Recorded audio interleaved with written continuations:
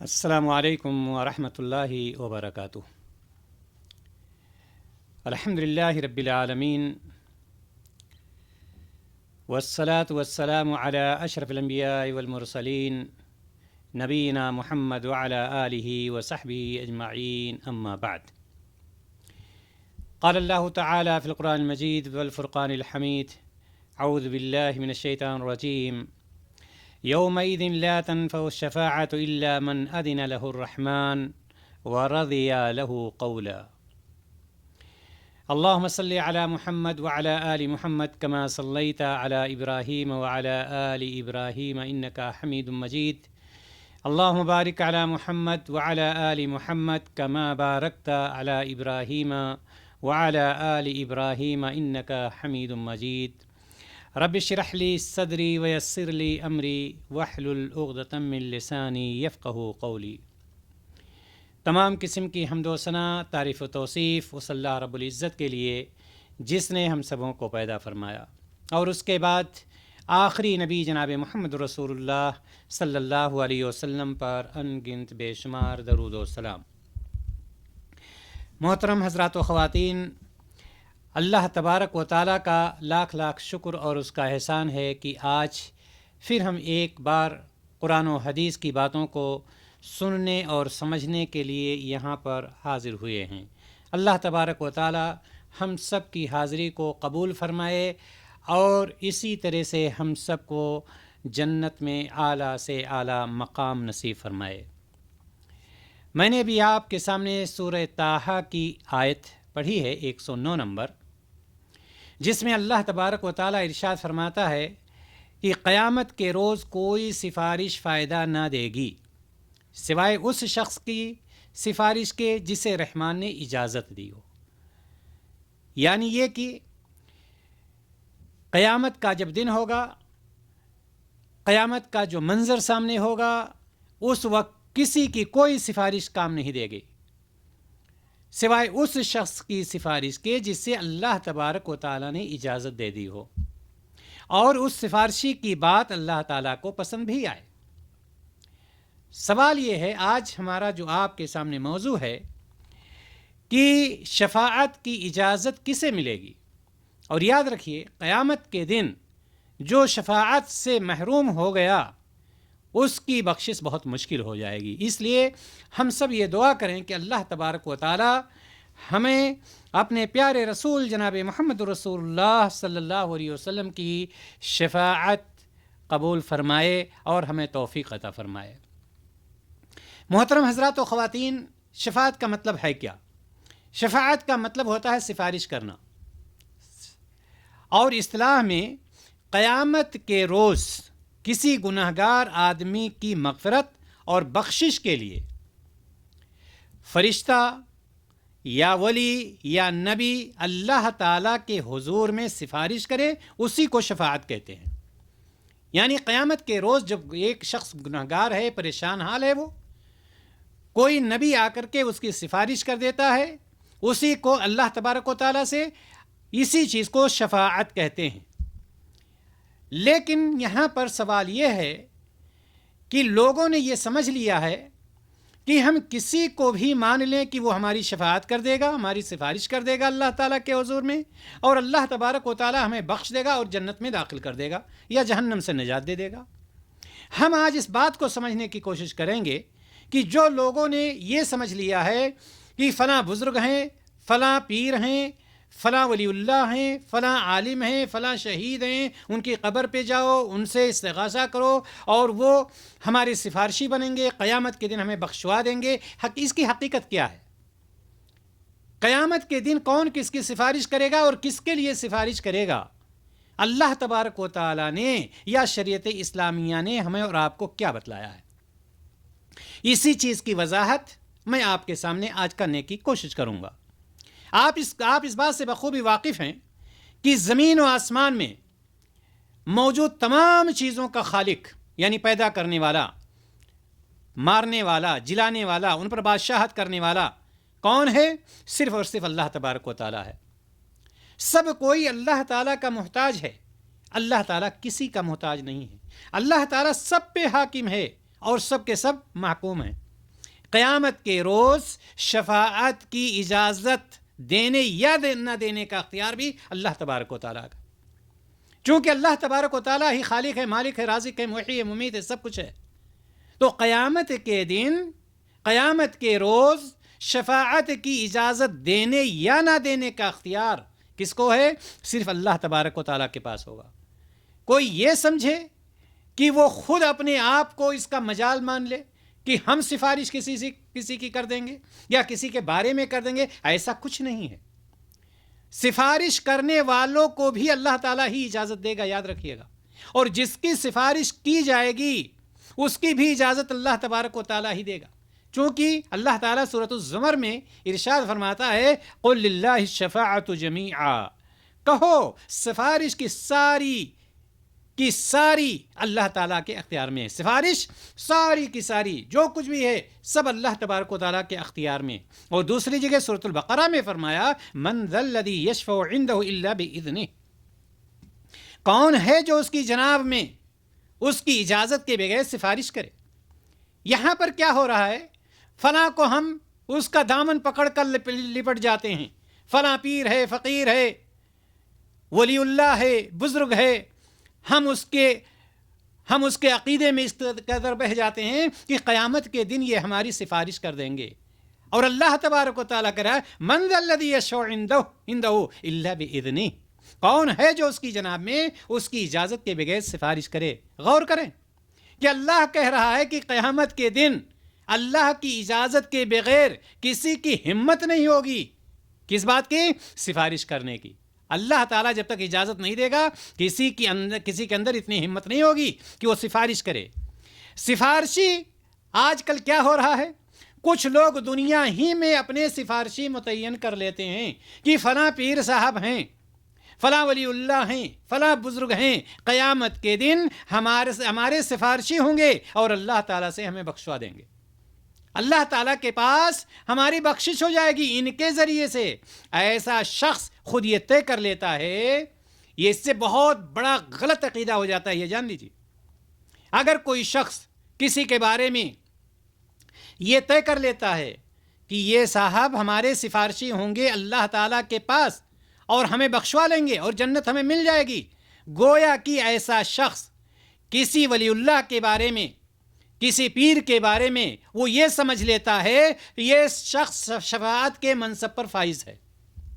شفاعت کا منصب جو ہوتا ہے یعنی سفارش کرنے والوں کی لسٹ میں ان کا نام وہ ڈال دے، حالانکہ اس بات کو اللہ کے علاوہ کوئی نہیں جانتا کہ شفاعت کی اجازت کس کو ملے گی۔ جب ہمیں یہی نہیں پتا ہے کہ فلاں شخص کو شفاعت کی اجازت ملے گی بھی یا نہیں ملے گی، تو ہم یہ عقیدہ کیسے بنا سکتے ہیں کہ قیامت کے دن یہ ہماری سفارش کریں گے یا ہمارے لیے شفاعت کریں گے؟ دوسری بات، ایسا شخص اس بزرگ یا ولی کے بارے میں ایسے ہی توکل کرتا ہے جیسا اللہ تبارک و تعالیٰ پر توکل کیا جاتا ہے، یہ بہت غلط عقیدہ ہے، شرک ہے۔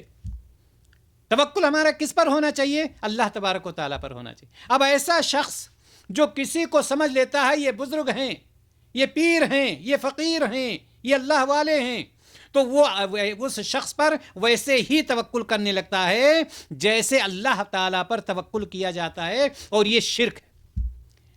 یہ لوگوں کا عقیدہ یہ ہے کہ جو شخص دنیا والوں کی نگاہ میں ولی اللہ ہے، بزرگ ہے، یا لوگوں کی سمجھ میں یہ آتا ہے کہ بہت نیک ہے، وہ قیامت کے دن اللہ کے بارگاہ میں سفارش کر کے ہمیں بخشوا لے گا اور ہم جنت کے مستحق بن جائیں گے۔ لیکن ان کو یہ شاید پتہ نہیں ہے، ان کو یہ شاید نہیں معلوم ہے کہ بعض لوگ جو دنیا والوں کی نگاہ میں ولی اللہ ہیں، شہید ہیں، عالم ہیں، قاری ہیں، فاضل ہیں، یہ دنیا والوں کی نگاہ میں قیامت کے روز منہ کے بل گھسیٹ کر کے ان کو جہنم میں ڈال دیا جائے گا۔ ہم اور آپ کسی کے بارے میں یہ نہیں کہہ سکتے، ہم یہ طے نہیں کر سکتے کہ کون شہید ہے، کون عالم ہے، کون، ہم حسن ظن رکھ سکتے ہیں۔ یہ فیصلہ کس کے پاس ہوتا ہے؟ اللہ تبارک و تعالیٰ کے پاس ہوتا ہے۔ یہ لمبی حدیث ہے، آپ نے سنی ہوگی کہ ایک قاری ہوگا جس کو منہ کے بل گھسیٹ کر کے اس کو جہنم میں ڈال دیا جائے گا. شہید ہوگا جس کو گھسیٹ کر کے منہ کے بل جہنم میں ڈال دیا جائے گا. مطلب یہ ہے کہ ہم اور آپ اس کا فیصلہ نہیں کر سکتے. اگر ہم اور آپ ایسا کرتے ہیں تو یہ درست نہیں ہے. کسی شخص کے بارے میں ہمارا اور آپ کا یہ طے کر لینا کہ اللہ کے نزدیک برگزیدہ ہے, یہ اللہ کے نزدیک اللہ کا ولی ہے, یہ صحیح اور درست نہیں ہے. اور اسی طرح سے یہ بھی طے کرنا درست نہیں ہے کہ اہل ایمان میں سے کسے سفارش کی اجازت ملے گی اور کسے نہیں ملے گی. لہٰذا ہمارا عقیدہ وہی ہونا چاہیے شفاعت کے بارے میں جو نبی کریم صلی اللہ علیہ وسلم نے ہمیں اور آپ کو بتلایا ہے. آپ کو معلوم ہونا چاہیے حدیث شفاعت اگر آپ پڑھیں گے, شفاعت کی جو حدیثیں ہیں, تو آپ کو یہ معلوم ہوگا کہ قیامت کے روز یہ ان لوگوں کے لیے میں کہہ رہا ہوں جو یہ سمجھ لیتے ہیں کہ فلاں صاحب, فلاں پیر صاحب, فلاں ولی اللہ صاحب ہماری سفارش کر دیں گے. میں ان کو یہ بتلانا چاہتا ہوں کہ قیامت کے روز اللہ تعالیٰ اس قدر غضبناک ہوگا کہ اولو العزم انبیاء کرام میں سے کسی کو بھی اللہ تعالیٰ کے حضور, اللہ تعالیٰ کے سامنے سفارش کرنے کی جرأت نہیں ہوگی. سارے کے سارے انبیاء کرام علیہ الصلاۃ والتسلیم اللہ کی پکڑ اور گرفت سے اس قدر خوف زدہ ہوں گے کہ اپنی جان کی امان طلب کر رہے ہوں گے. اولو العزم انبیاء کون ہیں؟ سیدنا نوح علیہ الصلاۃ والتسلیم, سیدنا ابراہیم علیہ الصلاۃ والتسلیم, سیدنا موسیٰ علیہ الصلاۃ والتسلیم, سیدنا عیسیٰ علیہ الصلاۃ والتسلیم, جناب محمد رسول اللہ صلی اللہ علیہ وسلم. یہ ایسے لوگوں میں سے کسی کی جرأت نہیں ہوگی کہ اللہ تبارک و تعالیٰ کے سامنے سفارش کریں جب تک اللہ تعالیٰ اجازت نہیں دے دیتا. اب آپ اندازہ لگائیں, اب یہاں پر آپ یہ بتلائیں کہ انبیاء کی حالت یہ ہوگی, وہاں پر امت کے عام لوگوں کی, اولیاء ہیں, ولی اللہ ہیں, صلحاء ہیں, شہداء ہیں, کچھ بھی ہیں, اس کے بارے میں کچھ بولنا ہے, اس کے بارے میں کچھ سمجھانا ہے, جہاں اولو العزم انبیاء اور دیگر انبیاء کی ہمت نہیں ہو رہی, جرأت نہیں ہو رہی اللہ تبارک و تعالیٰ کے سامنے سفارش کرنے کی. لہٰذا یہ عقیدہ رکھنا یہ غلط ہے, یہ عقیدہ رکھنا غلط ہے. اب اگر کوئی یہ سمجھے کہ شیخ عبد القادر جیلانی بڑھ کر میری سفارش کریں گے, یا معین الدین چشتی رحمہ اللہ میری مدد کو آئیں گے, یا اسی طرح سے خواجہ غریب نواز مجھے اللہ کی پکڑ سے بچا لیں گے, یا سید علی ہجویری میری داد رسی کریں گے, یہ عقیدہ رکھنا یہ ہمارا بھول ہے.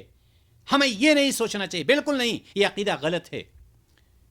یہ عقیدہ غلط ہے. شیخ عبد القادر جیلانی کی ہمت کیسے پڑے گی جہاں پر اولو العزم انبیاء کی جرأت نہیں ہو رہی ہے؟ ہم یہ عقیدہ بنائیں. یہ شیخ عبد القادر جیلانی کی غلطی نہیں ہے یا دیگر لوگوں کی. یہ جو عقیدت مند ہوتے ہیں, جن کا عقیدہ صحیح نہیں ہوتا ہے, وہ لوگ اس طرح کی باتیں کرتے ہیں. اس میں کوئی شک نہیں شفاعت برحق ہے, اس میں کوئی شک نہیں کہ شفاعت صحیح ہے, برحق ہے. موحد گنہگاروں کو اللہ تعالیٰ, جو توحید پرست گنہگار ہیں, جن سے کچھ غلطیاں ہو گئی ہیں, اللہ تبارک و تعالیٰ قیامت کے دن شفاعت کے بعد جہنم سے نکال کر جنت میں داخل فرمائے گا. سفارش ہی سے اللہ تبارک و تعالیٰ جہنم سے نکال کر کے جنت میں داخل فرمائے گا. اور اسی لیے صحیح مسلم کی روایت, نبی کریم صلی اللہ علیہ وسلم نے فرمایا, ان اللہ یخرج قوما من النار بالشفاعہ, اللہ تعالیٰ کچھ لوگوں کو سفارش کی وجہ سے جہنم سے نکالے گا. لیکن مشرکانہ عقیدہ رکھنا شفاعت کے بارے میں یہ چیز صحیح نہیں ہے. یہ عقیدہ رکھنا کہ کوئی پیر یا کوئی قطب یا کوئی عالم یا کوئی شہید یا کوئی بزرگ قیامت کے دن اللہ تعالیٰ سے سفارش کر کے جسے چاہے گا بخشوا لے گا, یہ عقیدہ مشرکوں کا عقیدہ ہے. جسے چاہے بخشوا لے گا, کوئی ان کا عالم ہے, کوئی شہید ہے, کوئی کچھ ہے, جس کو چاہے بخشوا لے گا, یہ مشرکوں کا عقیدہ ہے. یہ مشرکوں کا عقیدہ ہے, یاد رکھنا. اللہ تبارک و تعالیٰ نے سورہ یونس میں ارشاد فرمایا, وَيَعْبُدُونَ مِن دُونِ اللَّهِ مَا لَا يَضُرُّهُمْ وَلَا يَنفَعُهُمْ, وہ کس کی عبادت؟ مشرک اللہ کے علاوہ کس کی عبادت کرتے ہیں؟ جو نہ نفع کے نقصان ہیں اور نہ نقصان کے جو نہ نفع کے مالک ہیں اور نہ نقصان کے مالک ہیں، جن کے ہاتھ میں نفع نقصان کچھ نہیں ہے۔ اور کہتے کیا ہیں وہ؟ وَيَقُولُونَ هَؤُلَاءِ شُفَاؤُنَا عِندَ اللَّهِ، کہتے ہیں کہ اللہ تعالیٰ کے ہاں ہمارے سفارشی ہیں۔ یہ مشرکوں کا عقیدہ ہے۔ ایک مسلمان کا عقیدہ یہ نہیں ہونا چاہیے۔ شفاعت کا صحیح عقیدہ کیا ہے، یہ ہمیں سوچنے کی ضرورت ہے۔ مشرکوں کا عقیدہ نہیں ہونا چاہیے جس طرح سے انہوں نے کہا وہ ان لوگوں کی عبادت کرتے ہیں اللہ کے علاوہ جو نہ نفع کے مالک نہ نقصان کے مالک، اور یہ کہہ دیتے ہیں کہ ہمارے لیے یہ اللہ تعالیٰ کے ہاں سفارشی ہوں گے۔ ایسا عقیدہ رکھنا مشرکوں کا عقیدہ ہے۔ لیکن صحیح عقیدہ کیا ہے شفاعت کے بارے میں؟ یاد رکھیں، کسی کو شفاعت کی اجازت دینے کا اختیار صرف کس کو ہے؟ اللہ تبارک و تعالیٰ کو ہے۔ یومئذ، شروع میں نے آیت پڑھی سورہ طٰہٰ کی، یومئذ لا تنفع الشفاعۃ الا من اذن له الرحمن ورضی له قولا۔ اللہ تبارک و تعالیٰ نے فرمایا قیامت کے روز کوئی سفارش فائدہ مند نہ ہوگی سوائے اس شخص کی سفارش کے جسے رحمان نے اجازت دی ہو اور اس سفارش کی بات اللہ تعالیٰ کو پسند بھی آئے۔ قبولیت شفاعت کی شرطیں بھی ہوتی ہیں، یاد رکھنا، قبولیت شفاعت کی شرطیں بھی ہوتی ہیں۔ شفاعت کرنے والے کے لیے اللہ تعالیٰ کی اجازت، یعنی جو شفاعت کر رہا ہے اس کو کس کی اجازت ملنی چاہیے؟ اللہ تعالیٰ کی اجازت ملنی چاہیے۔ اور جس کے لیے سفارش کی جا رہی ہے، جس کے لیے شفاعت کی جا رہی ہے، اس کے لیے بھی اللہ تعالیٰ کی اجازت ہونی چاہیے۔ مثال کے طور پر نبی کریم صلی اللہ علیہ وسلم کو اللہ تعالیٰ نے اجازت دیا شفاعت کی، اللہ کے رسول صلی اللہ علیہ وسلم یقیناً شفاعت کریں گے۔ اب اللہ کے رسول صلی اللہ علیہ وسلم کس کی شفاعت کریں گے؟ عبداللہ کی، عبد الرحمن کی، رقیہ کی، کلثوم کی، کس کی؟ جس کی اللہ تعالیٰ اجازت دے گا۔ جیسے رقیہ کے بارے میں اللہ تعالیٰ نے اجازت دی کہ محمد صلی اللہ علیہ وسلم رقیہ کی شفاعت کریں گے تو رقیہ کی شفاعت کریں گے، کلثوم کی شفاعت نہیں کریں گے۔ گویا کہ شفاعت کرنے والے کے لیے بھی اللہ کی اجازت کی ضرورت ہے اور شفاعت پانے والے کے لیے بھی اجازت کی ضرورت ہے۔ ساتھ ہی ساتھ شفاعت پانے والے کا موحد ہونا ضروری ہے۔ جس کے لیے شفاعت کی جا رہی ہے وہ توحید پرست ہو، مشرک نہ ہو، وہ مشرک نہ ہو، اس کو موحد ہونا ضروری ہے۔ یعنی شفاعت کرنے والے کے لیے اللہ تعالیٰ کی اجازت ضروری ہے، جس طرح سے سورہ یونس میں فرمایا اللہ تعالیٰ نے ما من شفیع الا من بعد اذنہ، کوئی سفارش کرنے والا نہیں الا یہ کہ اس اللہ کی اجازت سے سفارش کرے، اللہ تعالیٰ کی طرف۔ اسی طرح سے شفاعت پانے والے کے لیے بھی اللہ کی اجازت ضروری ہے۔ یعنی انبیاء، ملائکہ، اہل ایمان صرف اسی کے لیے سفارش کریں گے جن کے لیے اللہ تعالیٰ سفارش پسند فرمائے گا۔ یاد رکھنا، اس لیے ہم اپنے آپ کو پہلے اس لائق بنائیں، ہم اپنے آپ کو پہلے اس لائق بنائیں کہ اللہ تعالیٰ ہمارے لیے سفارش کو پسند کر لے۔ یہ نہیں کہ میرا نام عبداللہ ہے، عبد الرحمن ہے، آمنہ ہے، کلثوم ہے، ہماری سفارش ہو جائے گی۔ ہم اپنے آپ کو اس لائق تو بنائیں کہ اللہ تبارک و تعالی ہمارے لیے سفارش کو پسند کر لے، یعنی یہ کہ ہم موحد بنیں، توحید پرست بنیں، شرک سے پاک و صاف رہیں۔ اب سوال یہ ہے کہ سفارش کی ابتدا کہاں سے ہوگی؟ رسول اکرم صلی اللہ علیہ وسلم کی شفاعت سے ہوگی۔ یاد رکھنا، سفارش کی ابتدا کہاں سے ہوگی؟ نبی کریم صلی اللہ علیہ وسلم کی شفاعت سے ہوگی۔ یعنی یہ کہ سب سے پہلے جناب محمد الرسول اللہ صلی اللہ علیہ وسلم شفاعت کریں گے۔ ابن ماجہ کی صحیح روایت ہے، آپ صلی اللہ علیہ وسلم نے فرمایا وَأَنَا أَوَّلُ شَافِعٍ وَأَوَّلُ مُشَفِّعٍ، یعنی سب سے پہلے میں سفارش کروں گا۔ کون؟ نبی کریم صلی اللہ علیہ وسلم، اور سب سے پہلے میری سفارش قبول کی جائے گی۔ یعنی سب سے پہلے سفارش کرنے والے کون ہوں گے؟ نبی کریم صلی اللہ علیہ وسلم، اور سب سے پہلے سفارش جس کی قبول کی جائے گی جناب محمد رسول اللہ صلی اللہ علیہ وسلم ہوں گے۔ دوسرے لوگوں کی شفاعت رسول اکرم صلی اللہ علیہ وسلم، نبی کریم صلی اللہ علیہ وسلم کے بارے میں تو آپ نے جان لیا کہ سب سے پہلے آپ سفارش کریں گے۔ رسول اکرم صلی اللہ علیہ وسلم کے بعد دیگر انبیاء کرام، ملائکہ اور مومن لوگ سفارش کریں گے۔ لیکن شفاعت کی اجازت کس سے ملے گی؟ شفاعت کی اجازت کسے ملے گی یہ ضروری ہے. نبی کریم صلی اللہ علیہ وسلم کے بعد دیگر انبیاء کرام، ملائکہ اور مومن لوگ سفارش کریں گے، لیکن کس کو اجازت ملے گی؟ یاد رکھیے گا اس بات کو، انبیاء اور ملائکہ کے علاوہ شفاعت کی اجازت کس کس کو ملے گی؟ اس کا علم اللہ تعالیٰ کے علاوہ کسی کو ہے ہی نہیں.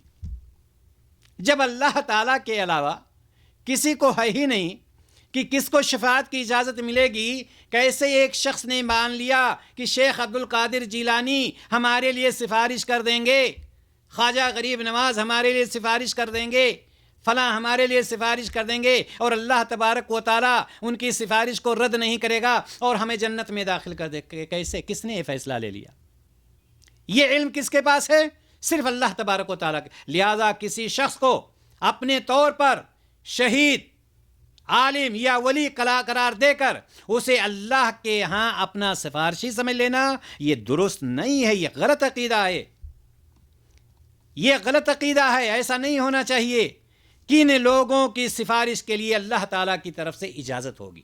اب یہ آپ نے تو یہ جان لیا کہ انبیاء اور ملائکہ اور مومن لوگ، لیکن مومن میں جس کو اللہ تبارک و تعالیٰ اجازت دے گا ان کے لیے سفارش کی جائے گی. اب یہاں پر ہمیں ایک بات آخر میں یہ جان لینا ہے کہ کن لوگوں کے لیے سفارش کے لیے اللہ تعالیٰ کی طرف سے اجازت ہوگی. سب سے پہلے لوگ، اور ہم اور آپ اپنا اپنا اندازہ لگائیں کہ ہم اس گروپ میں آتے ہیں یا نہیں آتے ہیں کہ ہمارے لیے سفارش اللہ تبارک و تعالیٰ پسند کرے گا. سب سے پہلے سورہ بقرہ اور سورہ آل عمران تلاوت کرنے والوں کے لیے سفارش کرے گی. سورہ بقرہ اور سورہ آل عمران اپنی تلاوت کرنے والوں کے لیے سفارش کرے گی. صحیح مسلم میں ہے کہ یہ دونوں صورتیں اپنے پڑھنے والوں کی طرف سے جھگڑا کریں گی، یعنی کہ اے اللہ ان کو جنت میں داخل کر دے، اے اللہ تو ان کو جنت میں داخل. سورہ بقرہ اور سورہ آل عمران کی جو لوگ تلاوت کرتے ہیں وہ تلاوت کرتی ہیں. تو یہ لوگ ہیں جن کے لیے اللہ تعالیٰ کی طرف سے سفارش کی اجازت ہوگی. اسی طرح سے دوسرے لوگ قرآن مجید کی زیادہ سے زیادہ تلاوت کرنے والے کے لیے قرآن مجید خود سفارش کرے گا. اللہ کے رسول صلی اللہ علیہ وسلم نے فرمایا اقرؤوا القرآن فإنه یأتی یوم القیامہ شفیعا لأصحابہ، رواہ مسلم. معلوم یہ ہوا کہ آپ نے فرمایا قرآن پڑھا کرو، وہ قیامت کے دن پڑھنے والوں کے لیے سفارشی بن کر کے آئے گا. تو اللہ تبارک و تعالیٰ ایسے لوگوں کے لیے سفارش کو پسند فرما لے گا جو لوگ زیادہ سے زیادہ قرآن پڑھتے ہیں. اسی طرح سے زیادہ نفل پڑھنے والوں کے لیے بھی اجازت ہوگی. ربیعہ بن کعب رضی اللہ تعالی عنہ کی لمبی حدیث، جس میں انہوں نے نبی کریم صلی اللہ علیہ وسلم سے آپ کی رفاقت طلب کی تھی کہ میں جنت میں آپ کا ساتھ چاہتا ہوں. تو آپ صلی اللہ علیہ وسلم نے کیا فرمایا تھا؟ آپ نے فرمایا فَعِنِّي عَلَىٰ نَفْسِكَ بِكَثْرَةِ السُّجُودِ، آپ کثرت سجود سے زیادہ سجدہ کرنے سے میری مدد کرو. کس لیے؟ کثرت سے نوافل ادا کرو تاکہ میرے لیے سفارش کرنا آسان ہو جائے. یعنی زیادہ سے زیادہ آپ نفلی نمازیں پڑھو گے تو قیامت کے دن میرے لیے آسان ہو جائے گا کہ میں آپ کے لیے سفارش کروں. اسی طرح سے سفارش کی اجازت جس کے لیے ہوگی، سورہ ملک اپنے پڑھنے والے کے لیے سفارش کرے گی. تبارک الذی بیدہ الملک، سورۃ الملک جو ہے، جو شخص سورۃ الملک کی تلاوت کرتا ہے. ابو ہریرہ رضی اللہ تعالی عنہ کی روایت آتی ہے کہ قرآن میں 30 آیات کی ایک سورت ہے جو اس کے پڑھنے والے کے لیے سفارش کرے گی حتیٰ کہ اسے بخش دیا جائے گا. اور یہ کون سی سورت ہے؟ سورۃ الملک ہے. یہ سورۃ الملک ہے، صحیح ابن ماجہ کی روایت ہے، یہ یاد رکھیں آپ.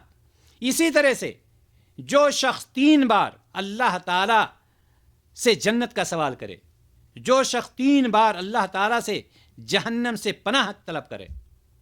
اب جو شخص نماز ہی نہیں پڑھتا ہے وہ 3 بار اللہ تعالیٰ سے جنت کا سوال کیسے کرے گا؟ جو شخص نماز ہی نہیں پڑھتا ہے جہنم کی پناہ اللہ تعالیٰ سے کیسے مانگے گا؟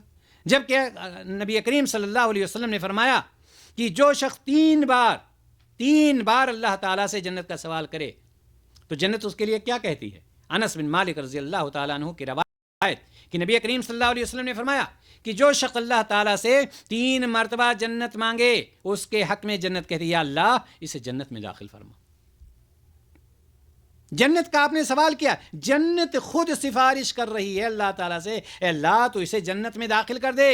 اور جو شخص 3 مرتبہ آگ سے پناہ مانگے اس کے حق میں آگ کہہ دیا اللہ اسے آگ سے تو بچا لے, آگ سے اسے بچا لے. یہ صحیح ترمذی کی روایت ہے.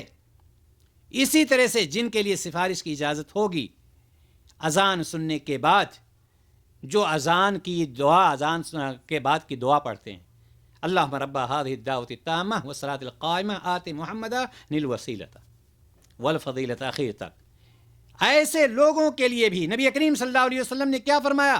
آپ صلی اللہ علیہ وسلم جو لوگ اذان سننے کے بعد اللہ تعالیٰ سے رسول اکرم صلی اللہ علیہ وسلم کو وسیلہ اور مقام محمود ادا کرنے کی دعا کرتے ہیں, آپ صلی اللہ علیہ وسلم کی شفاعت کے مستحق بن ہو جاتے ہیں وہ لوگ. یعنی نبی کریم صلی اللہ علیہ وسلم اس کے لیے شفاعت کریں گے, سفارش کریں گے جو شخص اذان کے بعد کی دعا برابر پڑھتا ہے. حضرت جابر رضی اللہ تعالی عنہ کہتے ہیں کہ رسول اللہ صلی اللہ علیہ وسلم نے فرمایا جس شخص نے اذان سن کر یہ کلمات کہے, کون سے؟ وہی اللہم رب ہذہ آخر تک, تو قیامت کے دن اس کی سفارش کرنا میرے ذمے ہوگی. یہ بخاری کی روایت ہے. محترم حضرات و خواتین, کہنے کا مطلب یہ ہے کہ شفاعت کا معاملہ اتنا لوگوں نے آسان بنا لیا ہے کہ جس کو چاہا اس کو اپنا سفارشی بنا لیا, جس کو چاہا اپنا پیر بنا لیا, فقیر بنا لیا, ولی اللہ بنا لیا, بزرگ بنا لیا, اور یہ فیصلہ کر لیا کہ شفاعت کے منصب پر یہ فائز ہوں گے, اور قیامت کے دن جب کوئی پریشانی کی گھڑی آئے گی اللہ تبارک و تعالیٰ سے شفاعت کر کے مجھے بخشوا لیں گے اور ان کی شفاعت رد نہیں کی جائے گی اور میں جنت میں داخل ہو جاؤں گا. یہ عقیدہ رکھنا مشرکوں کا عقیدہ ہے. اور آپ کے لیے خوشخبری, امت محمدیہ کے لیے خوشخبری ہے کہ سب سے پہلے آپ صلی اللہ علیہ وسلم اپنی امت کے لیے سفارش کریں گے, جس کے نتیجے میں آپ صلی اللہ علیہ وسلم کو امت کے پہلے خوش نصیب گروہ کو بلا کر بلا حساب و کتاب باب ایمن سے جنت میں لے جانے کی اجازت دے دی جائے گی. اس لیے کہنے کا مطلب یہ ہے کہ شفاعت برحق ہے, شفاعت کے بغیر کوئی کامیاب نہیں ہوگا. لیکن ہمارا عقیدہ مشرکوں کا عقیدہ نہیں ہونا چاہیے. ہمارا عقیدہ یہ ہونا چاہیے کہ اللہ تعالیٰ جس کو شفاعت کرنے کی اجازت دے گا وہی شفاعت کریں گے. اللہ تبارک و تعالیٰ جن کے لیے شفاعت کرنے کی اجازت دے گا انہی کے لیے شفاعت کی جائے گی.